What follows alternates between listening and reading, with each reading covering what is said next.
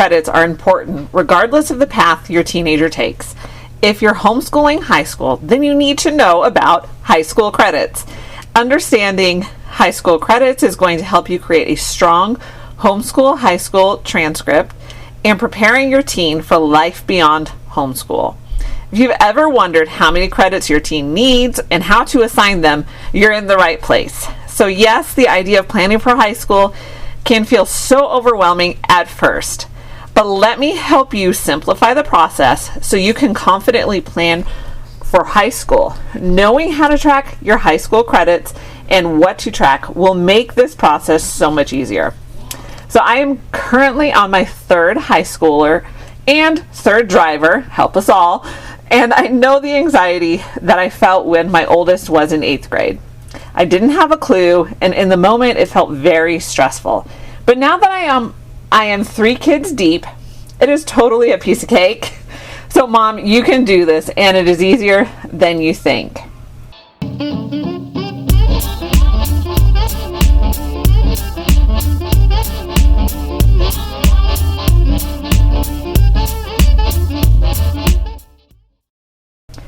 Hello, Rebel Moms, and welcome to the Life Unboxed podcast. I'm Jody the mom, wife, homeschool mom of 6, and successful mom entrepreneur.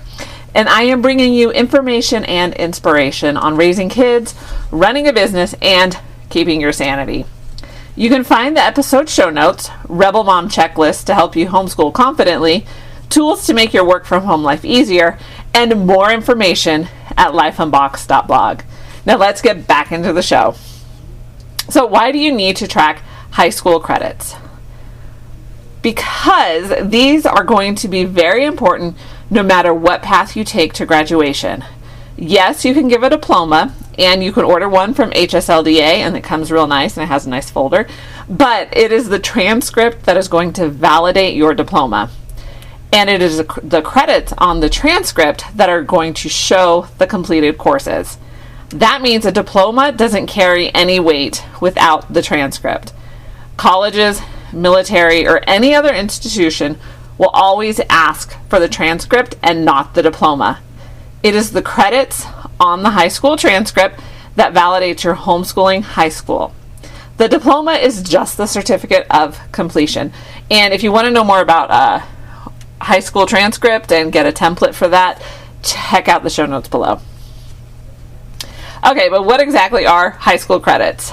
A credit is a unit of measurement representing completed academic coursework. The credits on a high school transcript represent the student's time spent on the course. So typically 1 year's worth of coursework is 1 credit hour. It is usually calculated at 150 hours of academic work is 1 credit, and 75 hours is a half a credit, or 1 semester worth of work. So 150 hours is a full year, and 75 hours is a half a year. So these hours include course content, instruction time, and the time spent by the student on the work outside of the classroom or outside of the textbooks. For example, driver's education is on my kids' transcript. They are required to do 50 hours of actual driving time. Then we have discussions, online driver's education, etc. All this time spent on driver's education comes to about half a credit, which is 75 hours. And I know what's going through your mind right now. How do I actually determine if they put in the time? Do I need to track hours now? And the answer is no. So look at the publisher of your curriculum, because many times the publisher will mention how many credit hours the curriculum is. So if the schedule requires them to work on the curriculum 5 days per week for 30 to 36 hours, then this is a full course and it is 1 high school credit hour. If the curriculum is once a week for a year, or it is 5 days per week for 15 weeks, then it is half a credit. It is important to use reasonable judgment. So you don't want to inflate your kids' academic performance, but you also don't want to take away any achievements from them. So when in doubt, look to see what the publisher recommends. And I know this might be more difficult if you're doing like a literature-based or unschooling approach. In this case, you might want to track hours more carefully, but I typically use a homeschool all-in-one curriculum. So that makes it easier to track the credits because I just follow the publisher then. But there are probably other ways to track high school credits for an unschooling approach. So now let's talk credits. Where did they actually come from? So the standard credit hour used is the Carnegie credit. Now, before I go full nerd, there are 5 states where the public schools use different credit values. So those states are California, Nebraska, New Jersey, Idaho, and Indiana. If you live in these states, you can follow the public schools credit system, or you can use the Carnegie credits. The important thing is to just be consistent with the system you use. So pick one and use it. And just stick with that. And of course, if you want to explore more on these other credit systems, then check out the links below. So now we're going to go full nerd for a minute. And let's talk about Carnegie credits. This is a standard credit that the majority of institutions use. So this unit of measurement was developed in 1906 with the express purpose to measure how much time a student spent on a subject. And the idea of credits was to standardize educational outputs and faculty loads.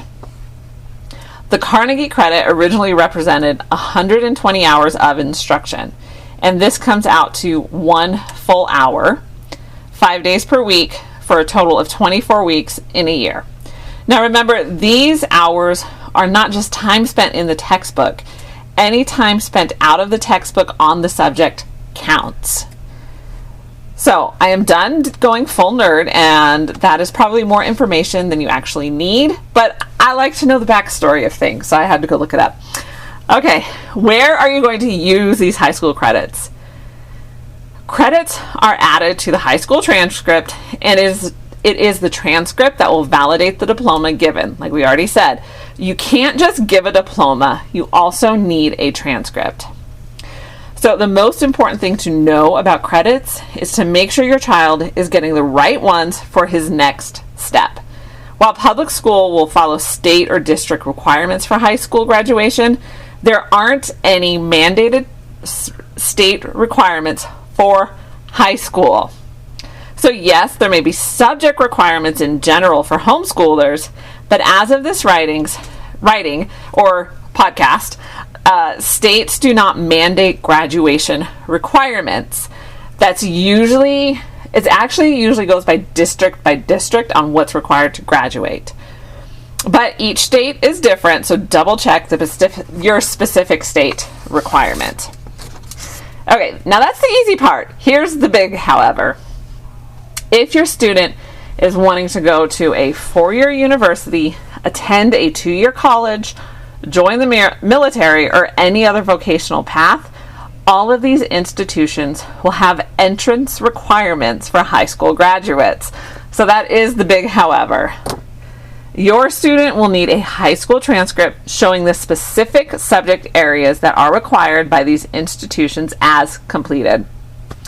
So here are some homeschool high school plans. These are just sample plans just to give you an idea of how you would start to plan your homeschool high school for your child's next step.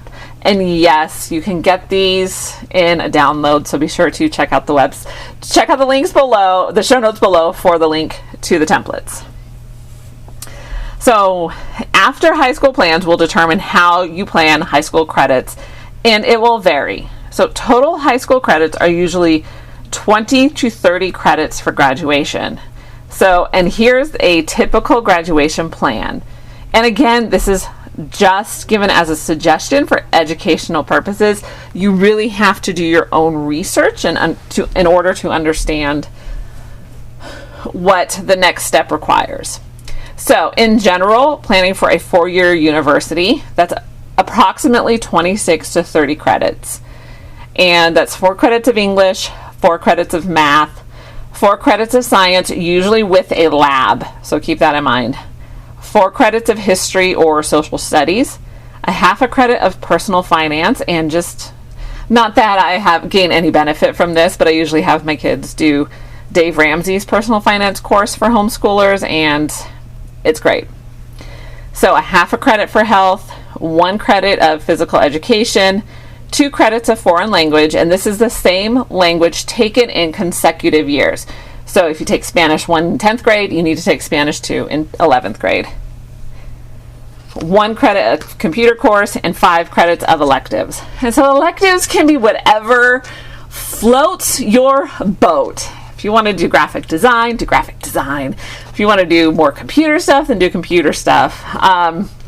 One of my kids has like all of the Adobe suites, or all the Adobe programs on his transcript because he's taking classes on those. So just the electives are really like your choice.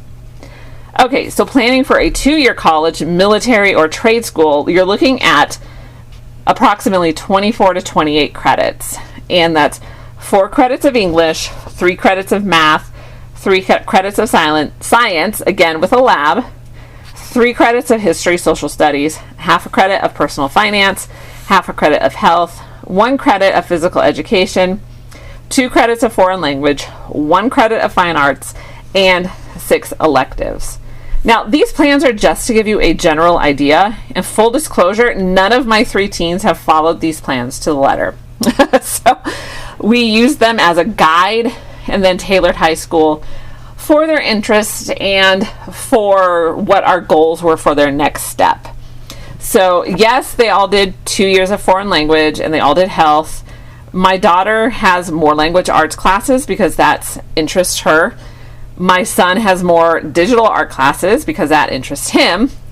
My oldest son had way too many science classes because we thought we needed them. We did not. And they also do dual enrollment. And so once they have their associate's degree, the high school transcript really doesn't matter anymore. So even though my kids are doing dual enrollment, and I will leave links for that in the show notes below, I'm still keeping a high school transcript for them. But really, once they have that degree, if they choose to go on to continue like a 4-year, a bachelor's degree or anything like that, typically the high school transcript is no longer even relevant. They're just going to look at the college transcript. So there really are so many options for homeschooling high school. And so find out what your child wants to do, or if he doesn't know, and that's okay too, then set him up with the best possible outcome. We decided to do college dual enrollment so that kids would get an associate's degree for really cheap, and an associate's degree looks better on the resume than just a high school diploma. So we're paying for the first half of their college, and if they choose to continue, then that'll be on them and completely up to them. But by the time they're out of high school or shortly thereafter, they will have a degree. So keeping track of high school credits. So now that you have an idea of high school credits, you need to keep track of them, and the best way to do that is with a homeschool high school transcript. So I usually create the transcript the summer before high school starts, and then I will update it every year. And this way I have a current transcript, and I don't need to try and remember everything they did for 4 years. So I created the template for my oldest, and yes, you can get that for free, so be sure to check out the link in the show notes. Once I created the template and I had that, I will just start setting it up and give it like a plan, but the plan is always in pencil. So the plan can change, but at least I know what we need to do next, and it's up to date if I ever need to give it to somebody. So assigning and tracking homeschool high school credits may seem complicated, but once you understand the system, you realize how easy it is. So thanks for listening, and be sure to check out lifeunboxed.blog and the show notes below to get lots of high school templates to help you start your planning process. And then download the Rebel Moms Checklist. Happy homeschooling and working from home, and I will see you next time.